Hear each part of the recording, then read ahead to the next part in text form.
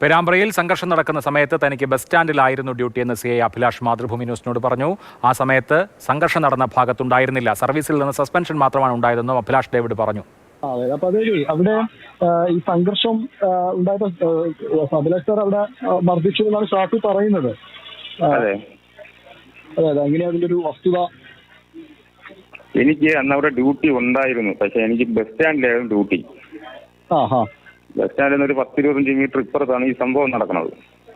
അതെ, അവിടെ ലോക്കൽ DSCയും ബാക്കി ഉദ്യോഗസ്ഥരായിരുന്നു അവിടെ ഡ്യൂട്ടിയിലുണ്ടായിരുന്നത്.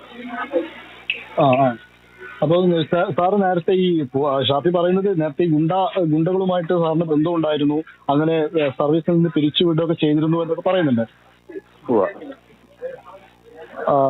അതിലെന്തെങ്കിലും വസ്തുതയുണ്ടോ? അതെന്താണ് അതിന്റെ ഒരു ക്ലാരിറ്റിക്ക് വേണ്ടി ചോദിക്കുന്നതാണ്. എനിക്ക് സസ്പെൻഷൻ മാത്രമേ ഉണ്ടായിരുന്നുള്ളൂ. സസ്പെൻഷൻ കഴിഞ്ഞ് തിരിച്ചു കയറുകയും ചെയ്തു അല്ലേ? പക്ഷെ അതിന് ഷാഫി ചില വീഡിയോകളൊക്കെ കാണിക്കുന്നുണ്ട് അതിനകത്ത്. ഇപ്പൊ പ്രസ് മീറ്റിനകത്ത് ചില വീഡിയോകളൊക്കെ കാണിക്കുകയും ചെയ്തിരുന്നു. എന്തോ അതിന്റെ സ്ഥിതി എനിക്കറിഞ്ഞില്ല. സാറ് പറഞ്ഞു സാർ അവിടെ ഇല്ലായിരുന്നു എന്നാണ് അല്ലേ?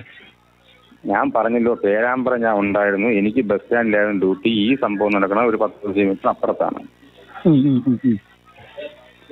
ഓക്കെ, ശരി ശരി. ഇതാണ് CI അഭിലാഷ് ഡേവിഡിന്റെ മറുപടി.